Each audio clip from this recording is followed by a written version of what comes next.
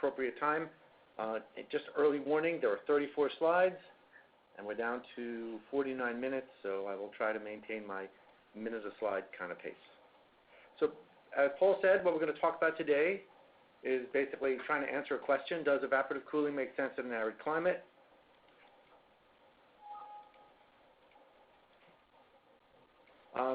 Just a little reminder about the WCEC mission.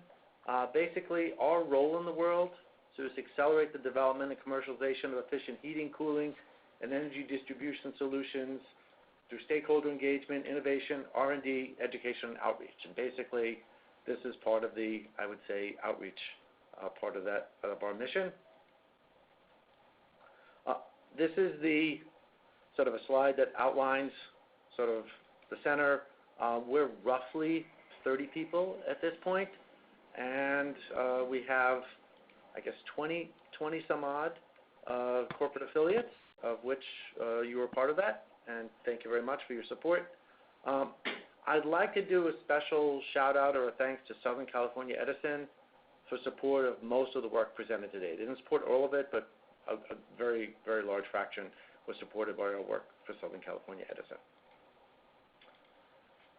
So in terms of what we're going to do today, I'm going to try to answer 4 questions. Whoops. First one is, what do we mean by evaporative cooling? All right, so I'm just going to give you a little outline of what kinds of evaporative cooling we're talking about today. I'm also going to talk about how much water is consumed to save how much energy. So that's a good bit of the presentation. What I did is I went through to try to pull all of our various studies so that everything is presented in the same units and makes them directly comparable, but more importantly, makes it that I can make more general conclusions about evaporative cooling and not just one particular technology. I'll also talk a little bit about, there's an ASHRAE standard that I'm chairing called ASHRAE Standard 212. It's actually rating the performance of evaporative coolers, and that includes the water performance of those coolers. And then finally, which is more or less the punchline, is how can we compare energy savings with changes in water consumption? In other words, changes in water consumption mean an evaporative cooling system obviously uses water on site. The savings of electricity does offset some water use for the generation of electricity, and I'm going to talk about sort of a different way to look at that today. So what do we mean by evaporative cooling?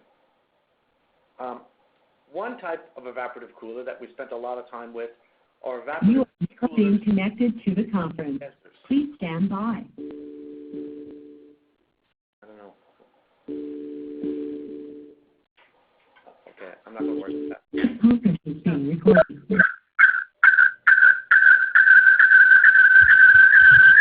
We're having somebody else.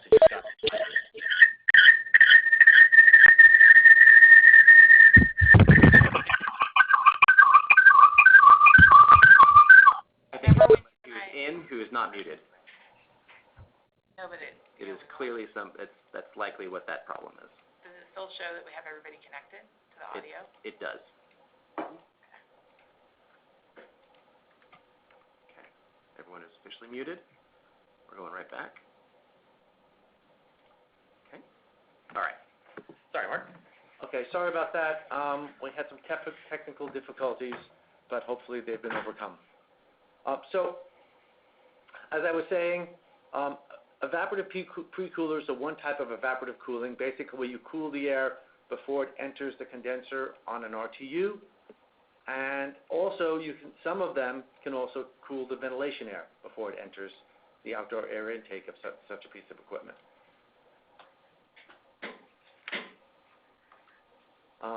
Okay.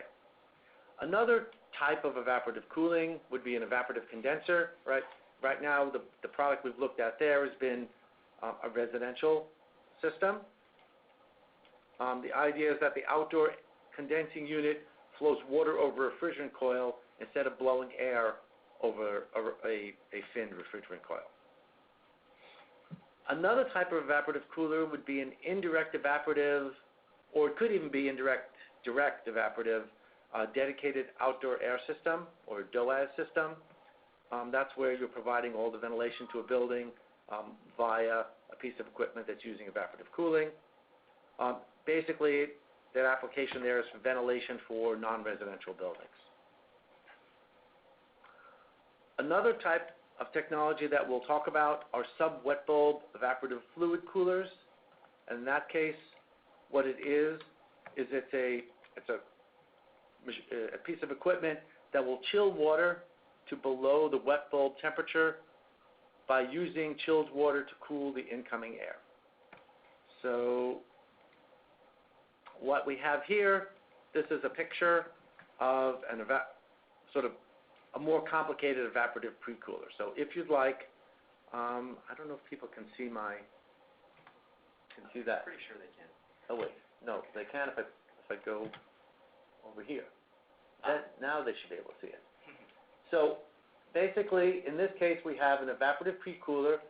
These would be the coils for this RTU.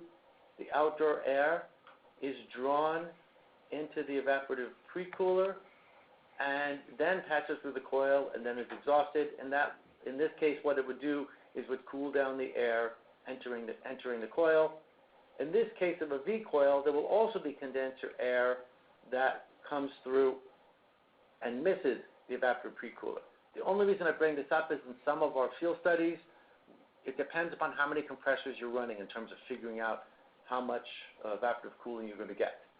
And then in this case, there's a sump underneath the media itself, and there's a pump that takes the water from that sump and runs it through a thin coil at the entrance for the outdoor air that's being provided to the building, and then you also will get some indirect cooling of the outdoor air. So that's one sort of description of one of the technologies.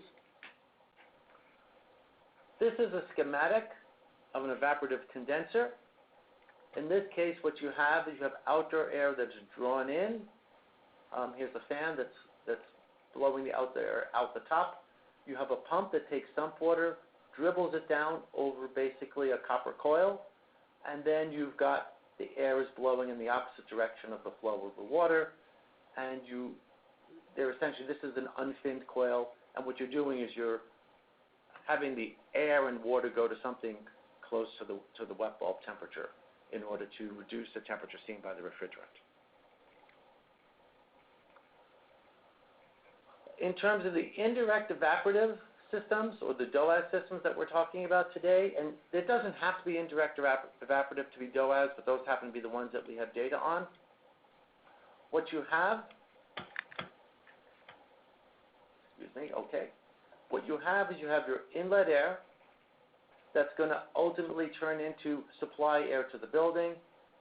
And what happens is, because these systems do some recirculation and potentially recirculate all along the way, you can drop the temperature of this air below the wet bulb temperature. And so it differs from a direct evaporative in that you can get below the wet bulb temperature with this equipment. This is actually measured data to show you that you can actually get there. What we have here is we have 3 different modes for a piece of equipment: high speed, mid speed, and low speed. And we're showing the wet bulb effectiveness, which is, some people call that the evaporative effectiveness.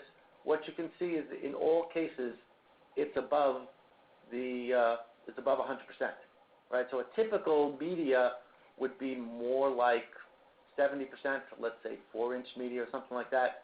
And if you have much deeper media, you can get maybe up to 90 or 95, right? But you're not going to get above 100. And so this just gives you a little perspective on that. Finally, something you may not be quite as familiar with are sub-wet bulb evaporative chillers. And they work in a way similar to these indirect evaporative sort of multi-stage systems we just looked at. What they do is they use pre-cooling of the outdoor air to drop the wet bulb temperature of the air. and that allows water to be produced, and in some cases air also, at a temperature lower than the outdoor wet bulb temperature. So in this case, what you see here is you see outside air being brought in. It's being run across a heat exchange with the water. Then it's being blown across media in this case, and that water, that cooled water, is being run over the media, and then you've got your exhaust air. And so what happens in this scenario is you're able to provide water. So you see water from load, water to load. You've got a heat exchanger where you're providing a cooling to a circulation loop in the building that's able to provide chilled water to the building. And in this particular one, you can also supply cooled air. This is a picture of one of the technologies that we tested. This is the one that does both air and water. And here's another technology, and it does water only in that case. To give you a little bit of a feel for how this works, what we have here is this is the supply water temperature, and it's plotted as a function of system load in tons. So in other words, it's for a particular size system. We didn't normalize it. But as the system load increases, the temperature of the water being delivered to the space increases, because you can only have so much capacity to cool it down. So if the water comes back very warm, you need to cool it. You can't cool it down quite as much as if you run where the water comes back a little bit colder. But the end result is that this is the wet bulb temperature, and this is the temperature of the water. And what you can see is it runs somewhere between 3 and 6 degrees below, and this is at a different outdoor condition. And here it runs somewhere between 1 and 4 degrees below, right? Not quite as much. That's because there's less of an outdoor wet bulb depression in that case. Okay, so that was just an intro to the technologies that we're talking about. What I'd like to do now is start into the sort of meat of our conversation, which is how much water is needed to save how much energy. So let's talk a little bit about how this has been characterized at various times. For pre-coolers, one value that's been used is something called water use efficiency. That has been in earlier drafts of the ASHRAE standard that we'll be talking about. What this is a measure of how much water was evaporated compared to how much water is supplied. So in other words, you have a pump that's supplying water to let's say, to a media, and then we're looking at how much of that was evaporated compared to how much we put in. So in a sense, it addresses water that is spilled or is otherwise wasted by the system. That's not providing the function of evaporating to provide cooling. There's also a fairly generic metric, and we're going to build upon that a little bit. That generic metric is basically the mass flow rate of water supplied per ton of cooling delivered. Right? So that would be for the entire piece of equipment, whether it be an RTU or whether it be a standalone piece of equipment. And in this case, it's a rate divided by the rate, but equally, it could be a gallon per unit of cooling. So this would be gallons per ton hour of cooling provided. This would be gallons per minute actually be gallons per hour per ton of cooling. So typically, this is the unit that we'll use is gallons per ton hour of cooling. But now what I'm going to introduce is a different metric, and the idea of this metric is it will make it easy for us to answer our primary question today. And what this is, it's a water energy index, and it's the water used, sort of all water used by the system, divided by the electricity saved. So if you imagine the water used, the metric we were using on the previous slide was gallons of water per ton hour of cooling delivered. And if you want to figure out how much you would save, you'd need some sort of reference of how much energy you're consuming. In this case, you could use kilowatts per ton for sort of the reference piece of equipment, and then kilowatts per ton for the piece of equipment that's evaporating the water. If you go through this and just sort of work out the units, what you find is you get an end result is gallons of water per kilowatt hour saved, which I think makes it easy for us to make the comparison we'd like to make. Now, to be clear, the water used, right up here, is going to be equal to the water evaporated divided by that water use efficiency that we spoke about earlier, plus maintenance water. So in a sense, there's water evaporated plus water that's wasted, sort of randomly spilled or just doesn't come into play, and then there's any water that's used for maintenance. So what we're going to talk about today is how do we get all of those different values.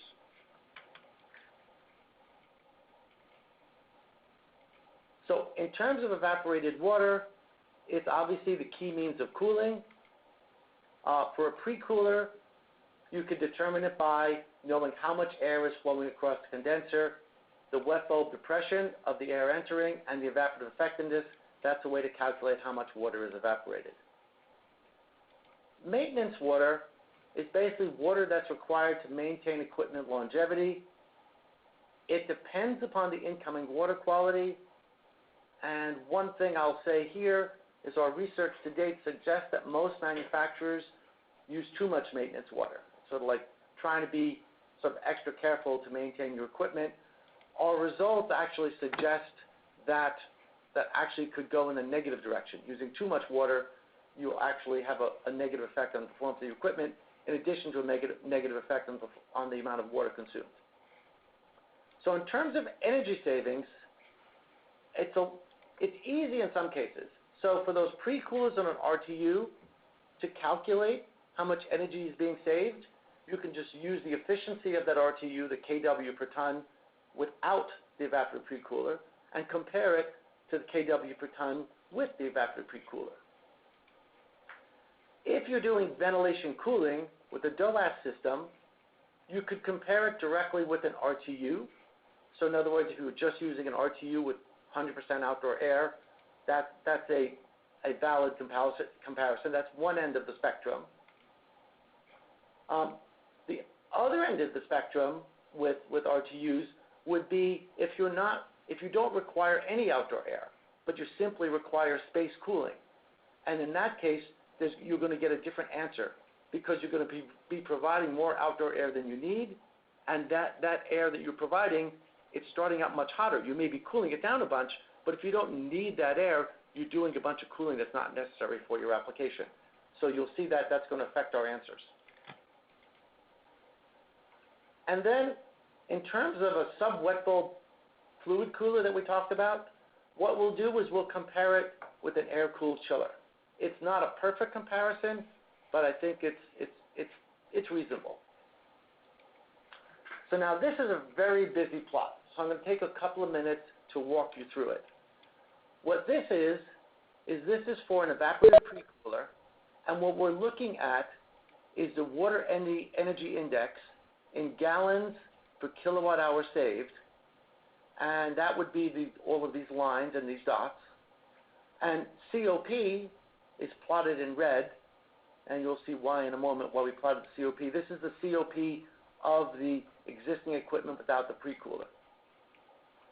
So basically the first thing you'll observe here is some of these are measured results, some of them modeled results. The lines are models and the dots are measured.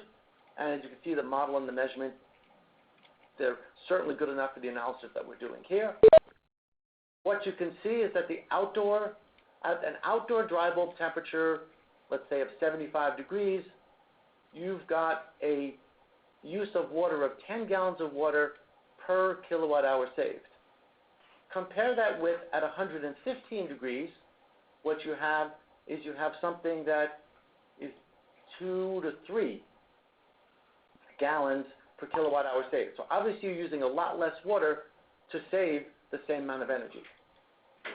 So the key point is that the normalized evaporation will decrease with outdoor temperature. And the way you can see that from our definition we used a little earlier is that the gallons per ton hour, let's imagine that you're running a piece of equipment where you've got a certain fan flow rate across the condenser, so your gallons per hour would be fixed. Your tonnage will change some with outdoor conditions, but the thing that changes the most is this difference is going to be larger when it's hotter outside. So in other words, running an evaporative pre-cooler when your air conditioner is very inefficient, you get more bang for your buck in terms of for every gallon of water, you save more energy.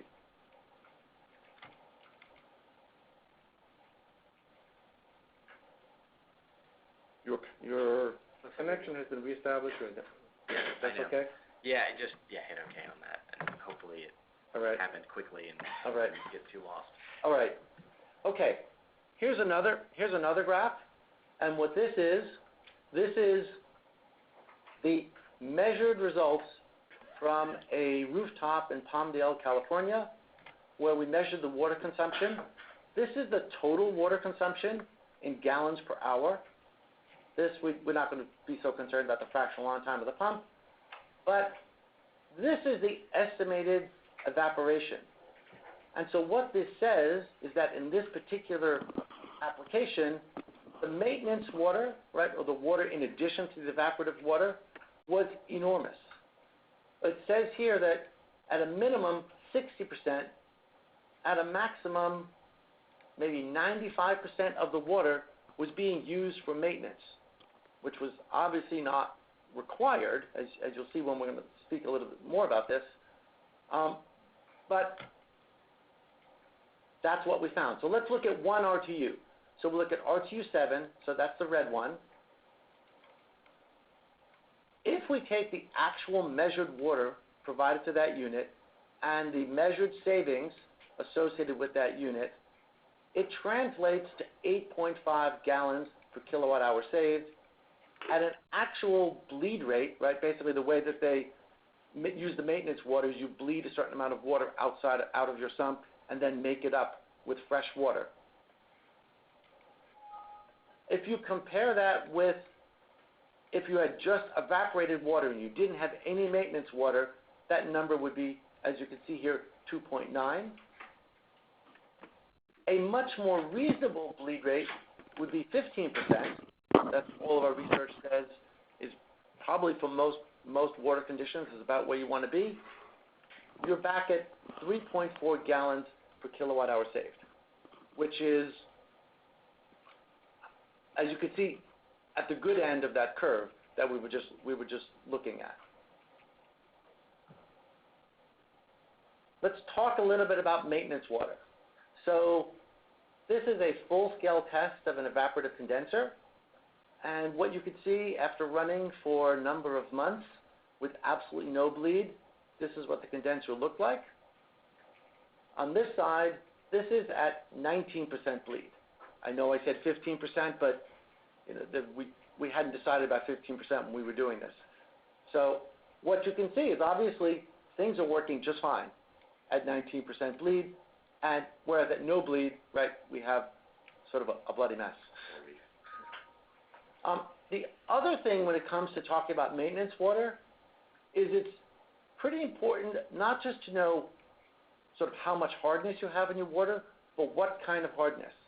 So what we have here is a plot of magnesium, which is one form of hardness, and calcium, another form of hardness in your water. And these are for different water districts in California. We started out all of our work using Davis water. And as you can see, it's clear that Davis is an outlier, from the rest of the state. So that was not necessarily the best choice. We didn't know that when we started out, but we can learn from our mistakes. So the key point here is that water hardness is made up of different combinations of calcium and magnesium. And our lab tests indicate that the optimal maintenance water use varies significantly between calcium and magnesium. Switching to the chemistry really briefly, calcium winds up being supersaturated, and therefore bringing more calcium into the system, which is what you're doing when you increase the bleed, just brings more calcium to precipitate out. And so what you can see, what we did, and notice I'll say here preliminary model results. This was based upon not very many experiments to come up with to calibrate our model, and now we're going through another 18 or 24 experiments to sort of be more sure about this. But this is what we came up with based upon our original work. What you have here are different locations. This is the magnesium in milligrams per liter. Here's calcium, and here's sort of what we project the lifespan to be of the equipment. And what we're showing here is this is a total deposited scale as a function of percent bleed. And what you can see is that for many of these cities, you want to be at a very low bleed rate.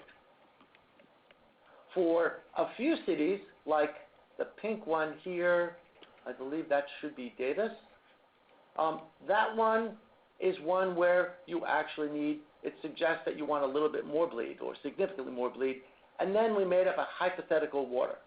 So I don't want to go too far with this, but the key point is that in determining sort of how to maintain your system and how much water it's going to use, you have to pay attention to the makeup of your water. This is just sort of what this percent bleed means, right? Which is the flow rate of bleed or volume of bleed compared to the volume of evaporation. We use 15% bleed in our calculations below. So in order to compare apples with apples, on some of our projects, we measured evaporated water. Some of them we measured total water, and to put everything on an even footing, when we didn't know how much water was being used for maintenance, we assumed a 15% value. Okay. So now you're all experts on water chemistry, right? We don't give out certificates, sorry. What we have been working on also is a laboratory test protocol for being able to look at different evaporative pre-coolers. So it's not looking at every evaporative system, but at least in the case of evaporative pre-coolers, we're looking at a wide swath of systems.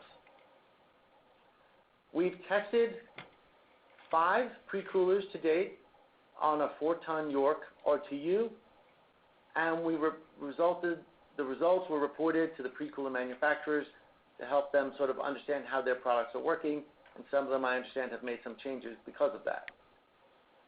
Here's a copy of one of the early test reports, and what I want to just focus on is what we've done is we've gone to different outdoor conditions, different dry bulb, wet bulb combinations, and we've measured at those different dry bulb, wet bulb combinations the evaporative effectiveness, which is basically a measure of how much of the reduction of temperature you get relative to the maximum possible for a direct system.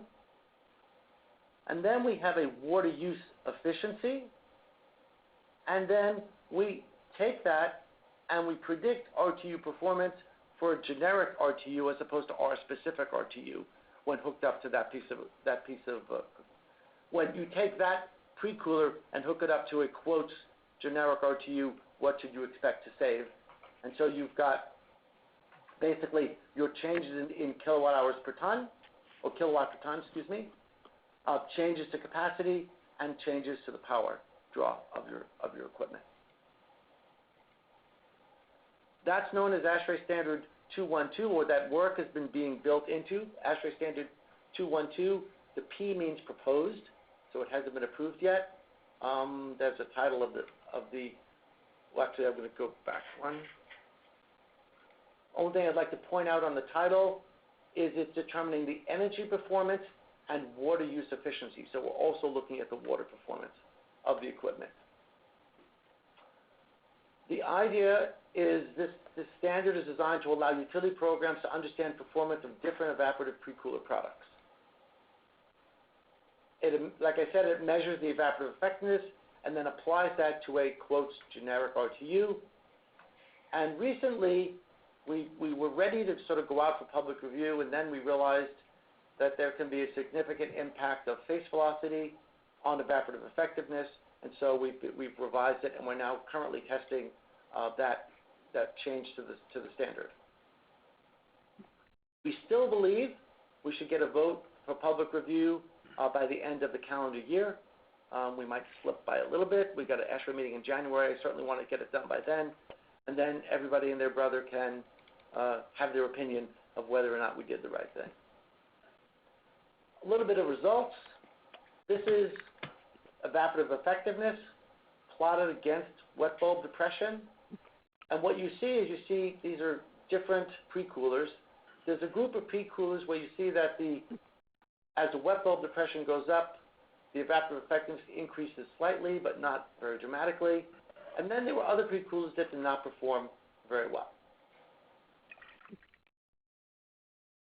Similarly, for these same pre-coolers, we have that water use efficiency. Now, this is not the WEI that we've been talking about. This is the water use efficiency. And what you see here is that for some of these pre-coolers, essentially all the water that you put into the system that's not for maintenance purposes winds up being evaporated. Whereas some of these other systems, it can be as low as 50% of the water, right? So that these are all factors that determine sort of when we talk about whether evaporative cooling makes sense, we have to look at how much water they're using. One sort of quick note, this is the change in evaporative effectiveness associated with increasing the phase velocity across different kinds of evaporative media. So down here, what we have is we have very sort of thick, very deep evaporative media. I think it's 24, which means 24 inches of evaporative media. Or this one here, I think we've got one at 18. So this would be 18. This media is deep enough that as you increase the phase velocity, nothing really changes. But in media sizes that you're more likely to see in an evaporative pre-cooler, as you increase the phase velocity, and when we say increase the phase velocity, what we really mean is we did an analysis of RTUs on the market. And the standard efficiency RTUs have an average phase velocity of about 400. The higher efficiencies run at a lower phase velocity, more like 300, but the range was quite large, from 200 up to 650 feet per minute. And what you could see is that your evaporative effectiveness, if you're at 200, let's take one of these. If you're 200, you have a 10% reduction compared to, quote, 0 phase, it's a 100 phase velocity. If you go to 650, you would have a 25% reduction. So that's a 15% change in the performance of your media as a function of phase velocity. So we felt like we had to include that in the standard. The other reason I brought this up is the phase velocity will also impact the water energy index that we've been talking about.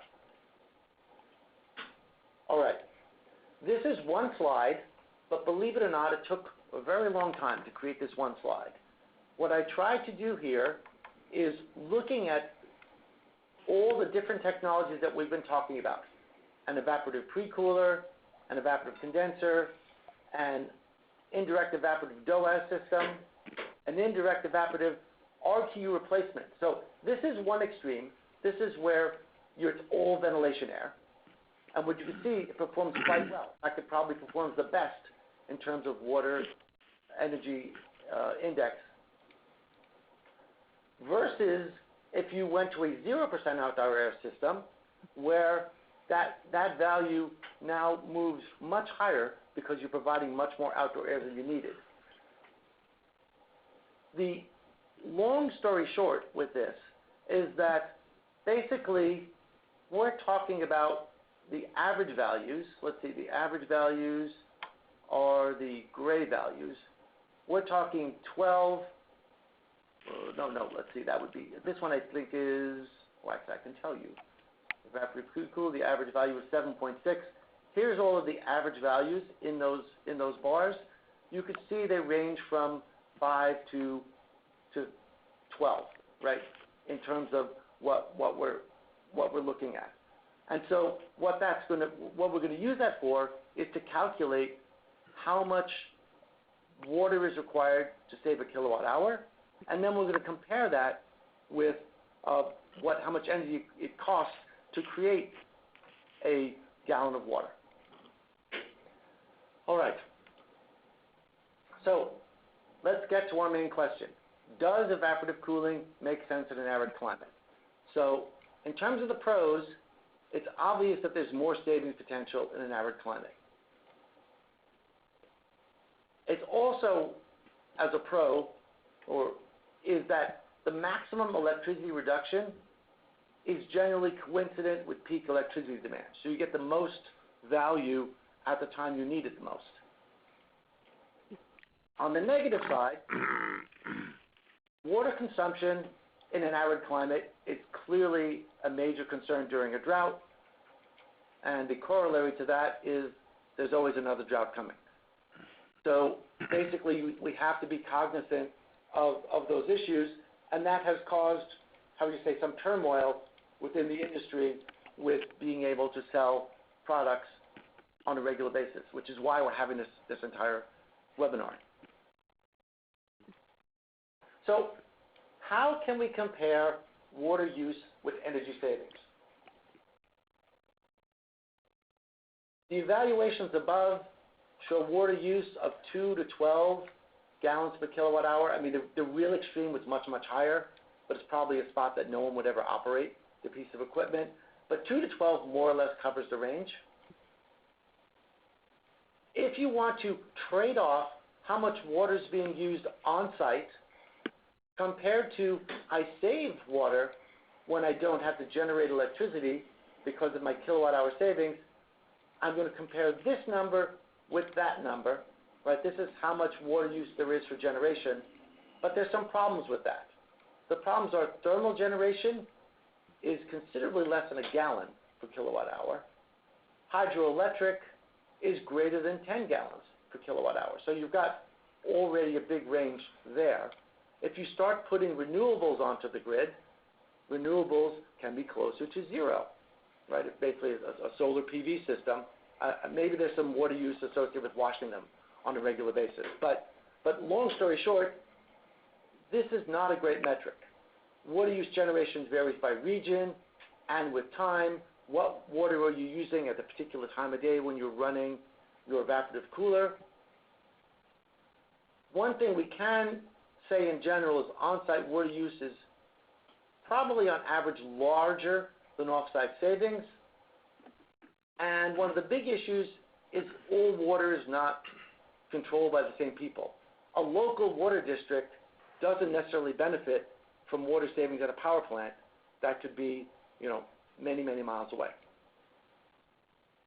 Long story short, I would call this an imperfect means of comparison. So then there's another way that we could do this. The other way would be, why don't we compare water cost with energy cost? So basically, if I have to use water on site, I'm going to have to pay for that water, and I can compare what I'm paying for that water with how many dollars I'm saving for my electricity. If you go through this, and I did not do it rigorously here, but it comes out to be on the order of 10, 15%, maybe 20% of the value of the energy cost savings. So if you just looked at it from a cost perspective, you would say this is a good deal, right? I should use evaporative cooling. Moreover, it doesn't count demand charges, which would actually make it look even better. But it adds a lot of complexity, right? If we try to calculate demand charges and when you're doing things, it becomes very difficult.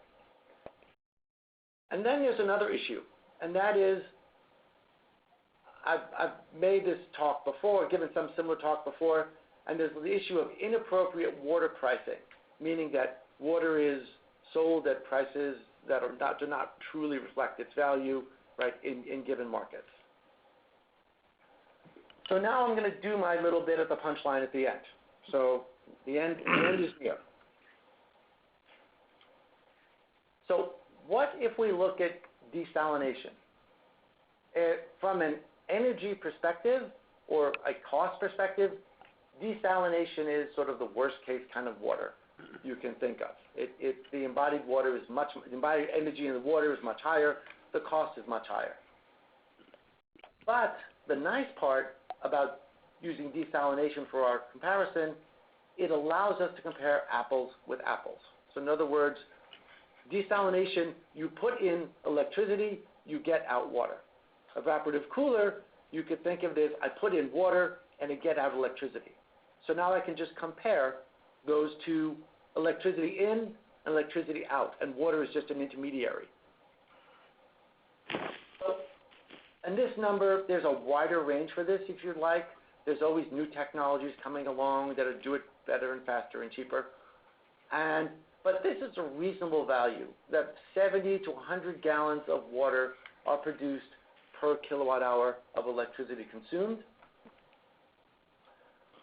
From all the stuff we've been talking about earlier today, sort of let's use our 2 to 12 gallons per kilowatt hour. If you take basically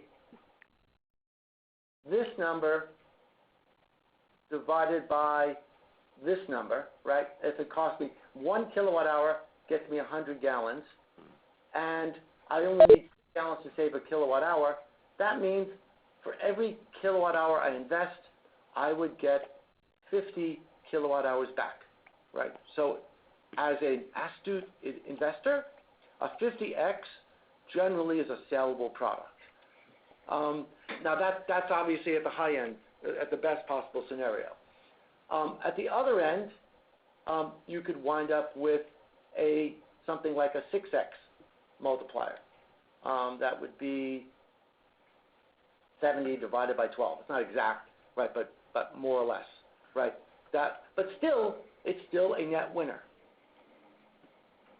So basically, long story short, it's like getting back 6 to 50 kilowatt hours for investing 1 kilowatt hour. So I would say that translates to that this is not that evaporative cooling in an arid climate, as long as you have desalination available, is not such a bad idea. So let's finish that out. Let's say we do it by cost. So if you look at what it costs for desalination water, it's roughly 3x times the cost of, quote, regular water. So our analysis earlier was based upon 10 to 15% water cost compared to our energy savings. If you multiply that by 3, you wind up on the cost basis a 30 to 45% of the electricity cost savings, or you're still getting a 2 to 3 to 1 payback on your money. The other thing that's nice about desalination, is that it can operate at night, and evaporative cooling reduces peak demand during the day. So in other words, you can level out your utility load, the load seen by the electric utilities, and then I'm going to posit that after all of these slides, I get to say the answer is yes. At least if there's a supply of unpotable water, or in the case of California, we have a whole ocean right next to us, right? That's a decent supply. But there are other ways to get water that's not drinkable, right? And turn it into high quality water. All right. I've got 2 more slides. One of them is to point out just a little advertisement for some current projects we're doing. One is a dispatchable pre-cooler for demand response. In other words, those pre-coolers that we were talking about, I analyzed them sort of running for all the time, any time that the air conditioner was operating. And you came up with average values for those water energy indexes. But if you remember, the water energy index was highest when it was hottest outside. So from the point of view, if we were to use an evaporative pre-cooler as a dispatchable sort of demand reduction for a utility where they could send a signal that says, okay, we want to drop our electric demand now. You could turn on the water, and then you could get maximum sort of water efficiency, and you got a knob you can turn that's like turning, instead of turning on another generator. It becomes an economics problem. The technical part of it is the response time of the pre-cooler, and that's what we're measuring in the lab.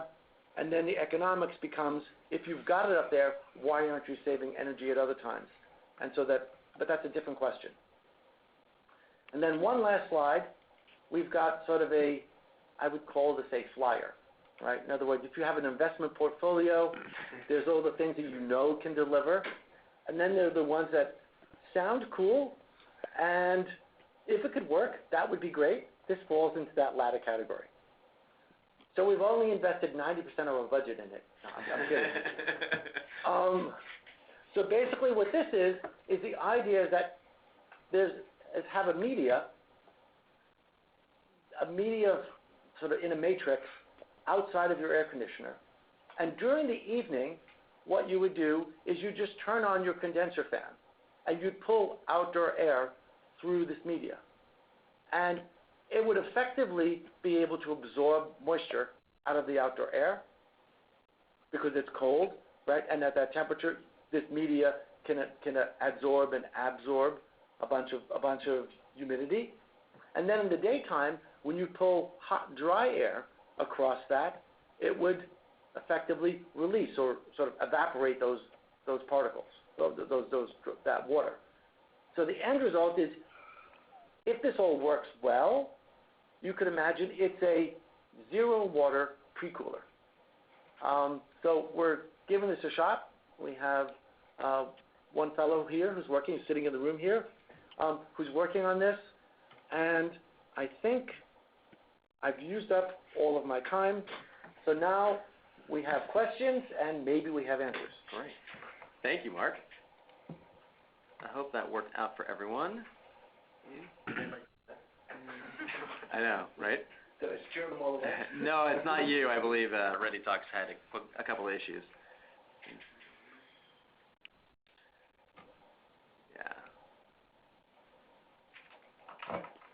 Okay, we're now opening it up to questions. So I'll leave you guys a couple of minutes. You can type in some questions into the chat window. We can ask them to our presenter. Well, here's a bunch of things. The screen is black now. Yeah, no. That was a while ago. That's old. Yeah, unfortunately, I wasn't able to respond to it because I had you on the computer.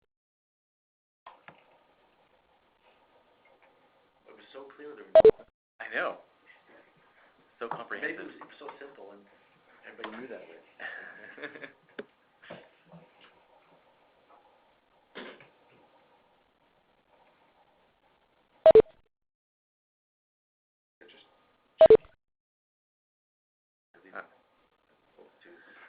Have you considered how far inland desalination could work? That's a good question. Okay. Well, there's two answers to that. The pumping power associated with desalination with pumping water from the coast inland it's not that great. When you have to go over a mountain, right, there's some work with going north to south, but going inland, that's not so much of a problem. But another way to think about it is you can think of this like as being sort of a straw man. It's not like you need to take the desalination water and import it to the pre-coolers in the middle of the country. You could just not take the water from inland and bring it out to the coast to use for other purposes. So it's not like, think about the electrons. It's not like I need the exact electrons that are being generated in California for my electricity. I could be getting those from anywhere in the country. So in terms of, do I need it to be that close? The answer is no. Because if you imagine I do desalination at the coast, I now increase my water supply elsewhere, so I don't have to bring any water out to the coast from where it was. Interesting. prior to that. So I don't see it as being a big issue. The other issue would be, well, let's say you're really far from the ocean. Then the question is, now there's a whole bunch of economic issues as to, so where's your water coming from and all that kind of stuff. In that case, you could imagine using gray water instead of using seawater, right? That's another possibility. But I wouldn't take it so far to say this is a prescription for this is what the country should be doing. It's more a way to analyze the problem because all of the other water is actually cheaper, right, and more cost effective to use. So this just says if at the margin, does it make sense to do evaporative cooling? I think the answer is one. This allows us to say that the answer to that is yes. That was a long answer. I'm sorry. Well, yes. I will be posting this webinar, not just the recording, but also the slides onto our website. Do we have any more questions? I'll give you guys a couple minutes to think about it. Do you want to just unmute the phone? Can you do it all at once? I don't want to do that. That's how we get an echo because someone's microphone is wonky. Yeah.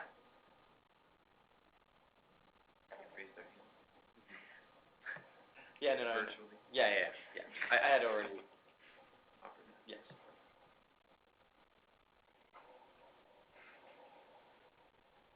Okay. Yeah. Okay. Well, if there's no more questions, or if you, like me, end up having about 3 or 4 different questions after you end these types of webinars, you can absolutely send them to us, and I will give you the contact information slide here. There we go. Are they seeing that or that? How do you know? They should be seeing this. Does everyone see the contact information slide? Well muted. Yeah, it doesn't matter. They can type it into the chat. Yes. Thanks, Eric. Okay, great. So again, like I said, if you have any, let's see. It looks like Mo has something to say. Mostly concentrated on the pre-cooling application. Is there any similar analysis for straight cooling? Okay. The analysis that we did, in the one slide that I said took me forever to produce, but it only came out to be one slide, I tried to do both pre-cooling, IDEC, sub-wet bulb chillers. I tried to put everything on that slide. We spoke mostly about pre-cooling because we've done the most work on that, but the methodology applies to any cooling technology, any evaporative cooling technology, and we could do it the same way with any technology. So if we had how many gallons per ton hour get used and how much energy saving is associated with that, you could do exactly the same analysis with any evaporative cooling technology. I just took the ones for which we had data. We had the most data for pre-coolers, but I did include the data we had. Like I said, it didn't look like as much, but it was on that one slide. It captures data from sort of 4 different kinds of evaporative cooling systems. Oh, sorry about Eric. Good point. Repeat the question. That's because nobody else gets to see the question. Thank you. All right, so it said the question was a comment in the form of a question. You mostly concentrate on the pre-cooling application. Is there any similar analysis for straight cooling? So that was what I was trying to answer.